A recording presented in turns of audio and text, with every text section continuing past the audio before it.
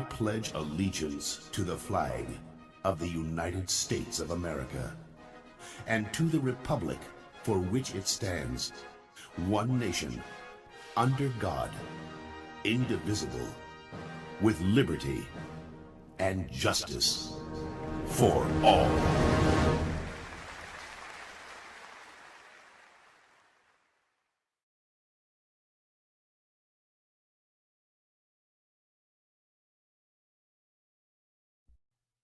What? What? Oh, it's your birthday again. Yeah, so what am I supposed to do here? Am I supposed to sing happy birthday to you every time it's your birthday? All right, fine, this is it. Happy birthday to you. Happy birthday to you. Happy birthday to you. Happy birthday to you. All right?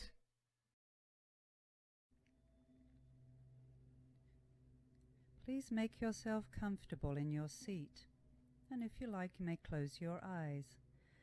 Take in a deep breath, and as you breathe out, feel your body begin to relax.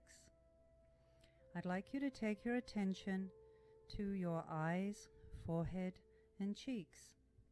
I'm going to ask you to tense these muscles for just 2 to 3 seconds, and then relax. If you don't wish to do the tense part, it's perfectly okay just to do the relaxing part. So go ahead, just 2 or 3 seconds, squeeze your eyes, forehead and cheeks, and then let go. Feel the muscles relax. Now take your attention down to your jaw, your neck and your shoulders, and give them a gentle squeeze. Just 2, 3, relax and let go. Take a deep, full breath and let the tension just flow away. Now I'd like you to tense your arms and hands. 2, 3, release. Now take your attention to your back. Squeeze your shoulder blades gently together and then release. Let that tension go. Feel how wonderful it feels to release the tension from your body. Now your abdomen and thighs, squeeze. 2, 3, relax. Make sure to let that tension release. Now your lower back, down the back of your legs, a gentle squeeze. 2, 3, release. Feeling more and more relaxed in every moment as you're letting that tension out of your body. Now down to your calves and your feet, squeeze. 2, 3, release. Just let the tension go. Now finally, from the top of your head to the tips of your toes, give your whole body a squeeze gently. 2, 3, release. Take the deepest breath that you can take and let that breath fall away, relaxing more deeply than ever before. Now, when you're ready, take one more good deep breath, and as you're breathing out, just stretch out.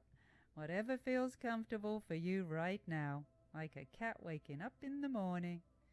You are feeling energized and confident, yet still deeply relaxed and ready to enjoy a wonderful day.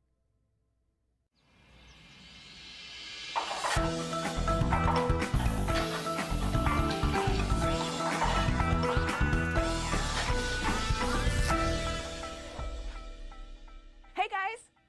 Nice work, Squeaks! We're just taking out the trash. You probably don't spend much time thinking about trash, at least not until it starts to smell and it's time to take it out. But we all make trash every day, like the eggshells left over from breakfast, or the plastic bag from your lunch, or metal cans that your mom or dad might open up at dinner time. Plus, we bring a lot of papers home from school, and they don't all fit on the refrigerator. We usually throw a lot of this trash or waste into the garbage can, but did you ever wonder what happens to all this waste? Well, it doesn't just magically disappear disappear, and what happens to it depends on what it's made of. For example, some waste decomposes. When something decomposes, it breaks down or rots. If you've ever taken a walk in the woods, then you've probably noticed things decomposing, like the leaves that fell last autumn or an old log. You can tell that those things are decomposing because they're very slowly getting brown and mushy. They decompose because those things came from something that was once alive.